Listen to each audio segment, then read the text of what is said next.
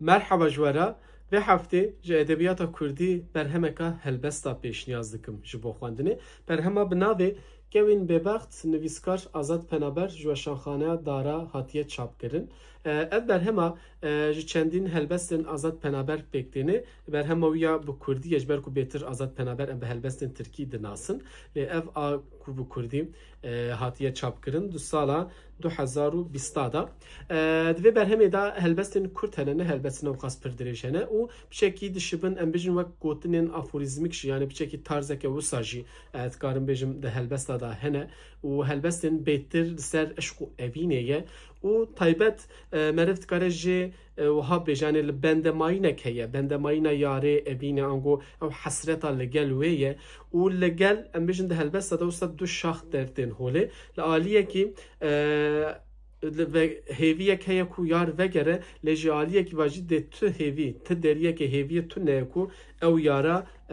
li yarê xwe ango yara xwe vebigere ji ber wê biçekî divê navberê da jî helbest çûne hatine bêtir wekî me got eşqê ango wê hesretê ve dibêje û her li bendê ye ango bi hawayekî em bendemayîn bêjin di helbesta Kevin Bebext wiha dibêje dev jê berdem ki xema kê ye ku haya te ji min hebe yê ku digot tu dilî jî dil ji singa xwe jê kir çû dil masê wî dev jê berde tu. Bi Kurd û Kurmancî min xwest vê heftê jî vê pirtûkê pêşniyaz bikim ji bo xwendinê û dawiya da dixwazim vê jî bêjim çend roj berê hûn ji pê hesiyan ku êrişek em ji Azad Penaber di Newrozê de rûbrûyî êrişekî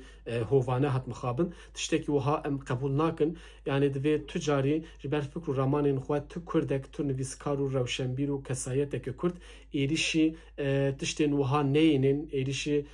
bijin tiştên fîzîkî nebin helbet ji aliyê rexneyî ve bi her awayî em dikarin rexne bikin lê ne rexneyîn fîzîkî ji ber wê helbet ez jî li gel Azad Penaberim û divê